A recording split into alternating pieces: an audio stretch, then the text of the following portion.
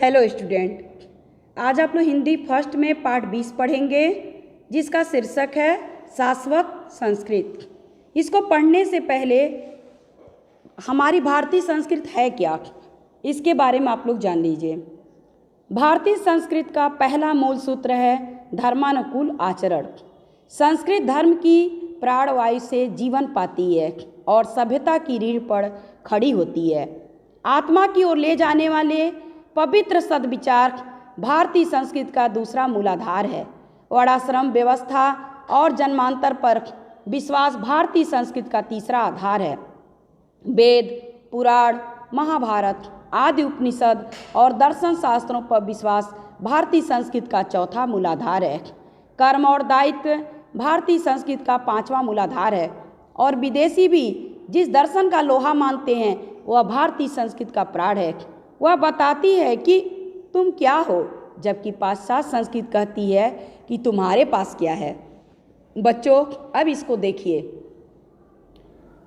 वह मेरा नौकर था, पर कभी उसने मुझसे वेतन के संबंध में कुछ कहा नहीं। जो कुछ उसे मिल जाता वही बहुत था। पहली तारीख को मैं ही बुलाकर वेतन देता था। एक बार परीक्षा के लिए मैंने नहीं बुलाया, पूरे महीने नहीं बुलाया, न मांगने आया। वह दूसरे महीने स्वयं बुलाकर दोनों महीनों का वेतन देना पड़ा। साहब अपने एक नौकर के विषय में अपने स्मरण सुना रहे थे। स्मरण का अर्थ होता है स्मृति में बसी हुई बातें। नैनीताल से ऊपर रानीखेत के पास मिस्टर विलियम जोन्स ने अपना बंगला बना लिया था। वहाँ के झरनों में गंधक बताया जाता है। उसके गर्म जल से पेट के समस्त रोग ठीक हो जाते हैं।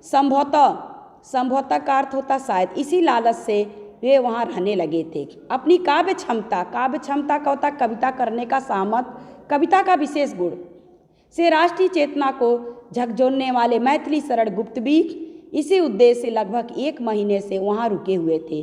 साहब बंगले में अकेले ही रह रहे थे। मेम साहब उनकी है नहीं।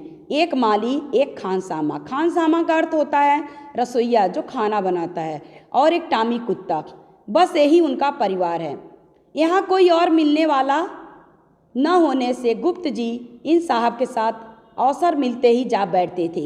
एक दिन एक पहाड़ी पर टहलते हुए इन दोनों का परिचय हुआ और फिर घनिष्ठता हो गई। अंग्रेज सज्जन में वह अकड़ तनिक भी न थी जो उन दिनों ब्रिटिश भारत में रहने वाले किसी भी अंग्रेज में होना सामान्य बात थी। घंटों दोनों साथ बैठकर भारतीय संस्कृत और हिंदी साहित्य पर चर्चा करते। बड़ी शुद्ध हिंदी थी उनकी। उनका अध्ययन गंभीर देखकर गुप्त जी हतप्रभ रह गए। हतप्रभ का अर्थ होता है बच्चों हैरान। उस दिन भारतीय संस्कृत पर चर्चा आरंभ हुई थी। उसी बीच उन्होंने कहा, मिस्टर गुप्त, भारत की और पश्चिम की संस्कृत में एक मौलिक भेद है। थोड़ी देर चुप रहकर उनके चेहरे की ओर ताकते हुए बोले, भारतीय संस्कृत में श्रेष्ठता का मानदंड है तुम क्या हो, जबकि पश्चिमी संस्कृत में श्रेष्ठता का मापन है तुम्हारे पास क्या है। इस उत्तर पर पश्चिमी संस्कृत टिकती है। उसका मिलना, साथ रहना मेरे जीवन की अस्थायी अनुभूति बन गई। अनुभूति का अर्थ अनुभव की जाने वाली। कहते हुए अंग्रेज सज्जन किन्हीं भावों में निमग्न होने लगे। तभी मैं समझ सका कि यहाँ की संस्कृत रैदास, कबीर जैसे गरीबों, बेपढ़ों को श्रेष्ठ क्यों मानती है। राज छोड़ देने के बाद बुद्ध व महावीर श्रेष्ठम कैसे बन गए। यहाँ के सांस्कृतिक आदर्श को ठीक ठीक घटित होते मैंने उसके जीवन में देखा है। आज समझता हूँ सचमुच कोई ऐसा परम तत्व है जिसे पा लेने पर मनुष्य आप्तकाम जिसकी सब कामनाएं पूर्ण हो गई हो जाता है। वह श्रेष्ठता से कहीं अधिक श्रेष्ठ बन जाता है। फिर विश्व का श्रेष्ठतम धनिक, संसार का सर्वोत्कृष्ट विद्वान सब कनिष्ठ हो जाते हैं। कनिष्ठ का अर्थ होता है छोटे। यहाँ की संस्कृत के इस अद्भुत रहस्य को मैं समझ सका हूँ, लेकिन उस समय मैं मोहाद था। मोहाद करता मुँह में अंधा। दोनों की चर्चा मिस्टर जोन्स की स्मृतियों के टेढ़े मेढ़े गलियारों से गुजरने लगी। अफ्रीका के बोअर युद्ध से मैं कर्नल था, वहीं मानव की निश्चितता का नंगा चित्र देखने को मिला। घृणा हो गई। भारत के संबंध में बहुत कुछ पढ़ रखा था, यहाँ आ गया और आगरा में कर ली प्रोफेसरी। यहाँ आने से पहले तक मैं वहीं था। साहब ने अपनी संक्षिप्त परिचय दिया। मेरे बंगले के सामने फूलों का छोटा बगीचा था, जैसा कि तुम देख रहे हो। फूलों से सदा मुझे प्रेम रहा है। उन्हीं के लिए एक माली रहता था। वह बूढ़ा था और अकेला। मैं बंगले के कोने में उसकी कोठरी थी। खुरपी, फावड़ा, फुहारा, बाल्टी, बड़ी कैंची आदि बगीचे का सामान उसी में रहता था। बूढ़े माली ने एक कोना खाली कर लिया था। वहीं एक एक अपनी रोटी बना लेता और चटाई डालकर सो भी जाता। बूढ़े माली के स्मरण से साहब की आंखें भर आईं। एक कंबल फटी हुई, 2 धोती, 2 अंगोछे और एक मिर्जई। मिर्जई का अर्थ होता है कमर तक का एक प्रकार का बद्दर अंगरखा। इतने ही कपड़े थे। एक तवा, एक लोटा, एक बटलोई। बटलोई का अर्थ होता है देगची या पतीली, और एक थाली। बर्तनों के नाम पर और कुछ नहीं था। एक चटाई उसकी गृहस्थी में और बढ़ गई थी। बड़े सवेरे स्नान करके बंगले के सामने मंदिर में दर्शन कराता और फिर जुट जाता बगीचे के काम में। दिन में एक ही बार 2 बजे के लगभग रोटियां बनाता। उजाला रहने तक उसकी खुरपी काम करती रहती और शाम होते ही लालटेन जलाकर फाटक पर बैठ जाता और वही से सामने मंदिर में पढ़ी जा रही रामायण सुनता। मेरे पास दरबान नहीं था, अतः मैंने उसे शाम को कहीं न जाने के लिए कह दिया था। साहब यह कहते कहते किन्हीं गहराइयों में खोने लगे। चिंतन से क्रमशः उबरते उन्होंने अपनी चर्चा आगे बढ़ाई। बेल, तुम पौधों को ठीक से सींचता नहीं। हमारे पौधे सूख गए हैं। मैं एक दिन उस पर अप्रसन्न हुआ। सोचता हूँ, सींचता तो हूँ हजूर, परसों जो ओले पड़े थे उन्हीं से शायद ऐसा लग रहा है। उसने सरल सहज नम्रता से कहा था। हमें कुछ सुनना नहीं मांगता, जुर्माना करेगा तुमको। मैंने नोटबुक और पेन उठाया। 4 रुपया जुर्माना कर दिया। जो हजूर की मर्जी। वह सलाम करके चला गया। मैं स्तंभित रह गया। स्तंभित का अर्थ होता है बच्चों जड़ीभूत, निस्तब्ध। उस झुरी पड़े सफ़ेद बालों वाले माली से मुझे चकित कर दिया। 1 रुपये जुर्माने पे खानसामा दिन भर रोता रहता है, हफ्ते भर उदास रहता है, महीने भर माफ़ी मांगता है। उसकी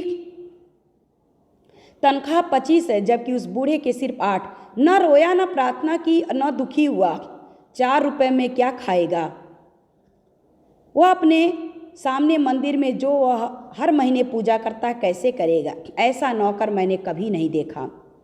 माली दूसरे दिन मैंने पुकारा। हजूर, पौधे की निराई छोड़कर पास आया हुआ।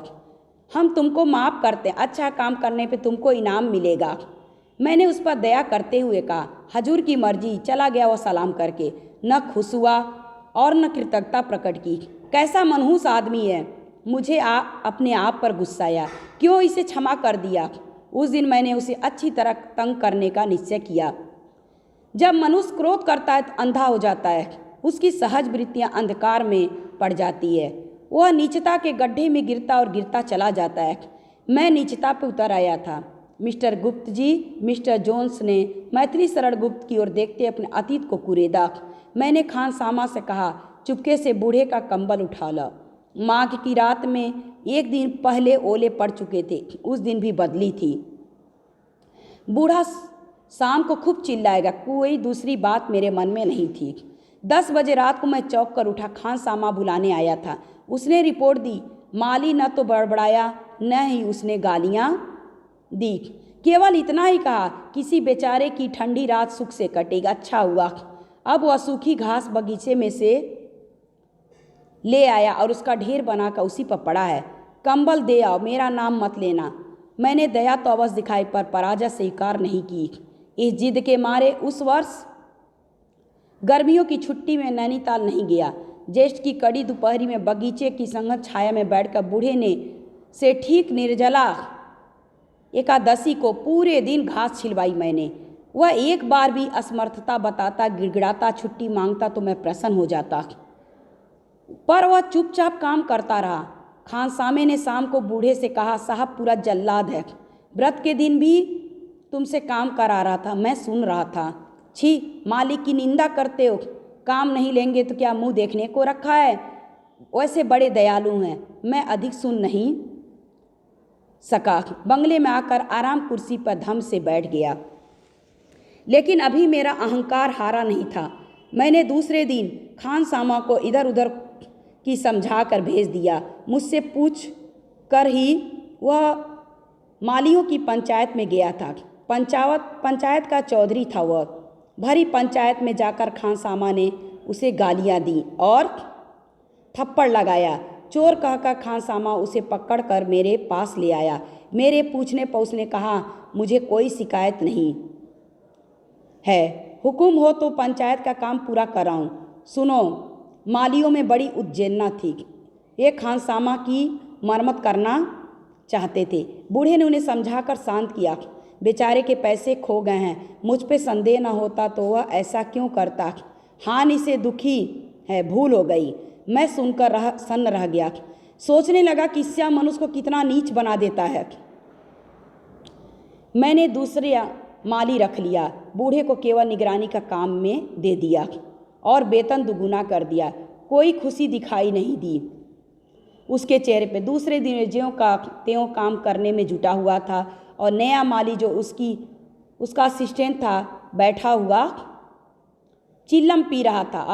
अंततः 1 महीने में नए माली को मुझे निकालना पड़ा। बूढ़े ने कभी उसकी शिकायत नहीं की, न उसे निकालने की प्रार्थना करने आया। वह वही 8 रुपये लेने को तैयार था, पर मैंने किसी तरह स्वीकार नहीं किया।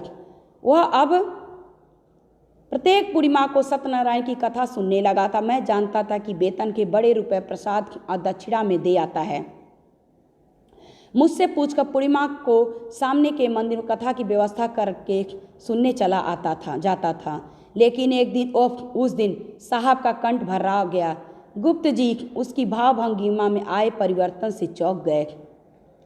मिस्टर जोन्स कह रहे थे, पता नहीं मुझे क्या हो गया था, मुझे कौन सा शैतान दबाए बैठा था।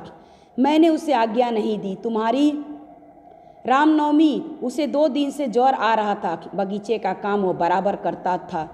आज का काम उसने निपटा दिया था। पौधे सींच दिए थे, उखड़ने योग्य क्यारियाँ उखाड़ दी थी। राम जन्म के समय मंदिर में जाना चाहता था। वह आधे घंटे के लिए जाएगा, आरती हो जाने पर लौट आएगा। साहब ने सूनी दृष्टि उठाई।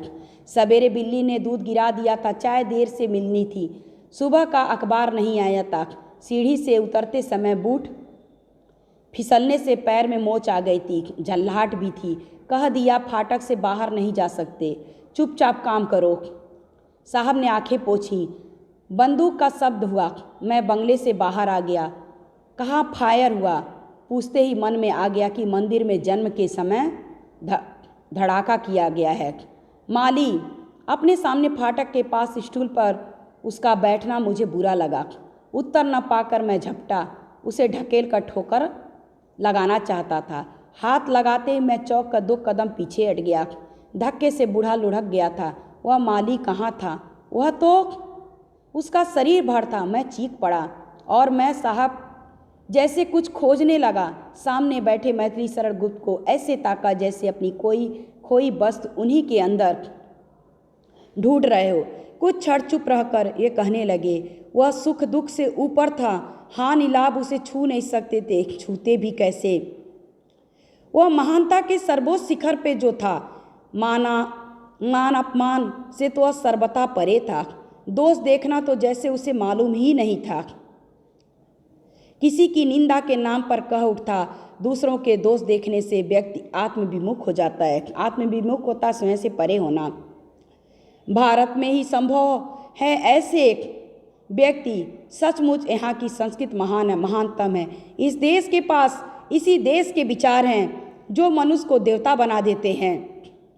और यहाँ जीवन जीने की उस कला का विकास हुआ जिसे अपनाने पर श्रेष्ठता के सारे मानदंड बौने हो जाते हैं। इस देश की संस्कृति का शाश्वत प्रश्न तुम क्या हो? शाश्वत का अर्थ होता है नित्य, जो सदा रहे। मुझे बेचैन किया, इस प्रश्न का हल ही मेरा प्रायश्चित है। उस परम संत को सताने का कहते हुए मिस्टर जोन्स मौन हो गए। महाकवि मैथिली शरण गुप्त अवाक होकर पश्चिमी गौरव को नतमस्तक होते रूपांतरित होते देख रहे थे। अपनी संस्कृत शाश्वत प्रश्न उन्हें भी मतने लगा था। इस पाठ से हमें यह सीख मिलती है कि इंसान अपने कर्म से महान बनता, वह अपने कर्म से भगवान की श्रेणी में आ जाता है।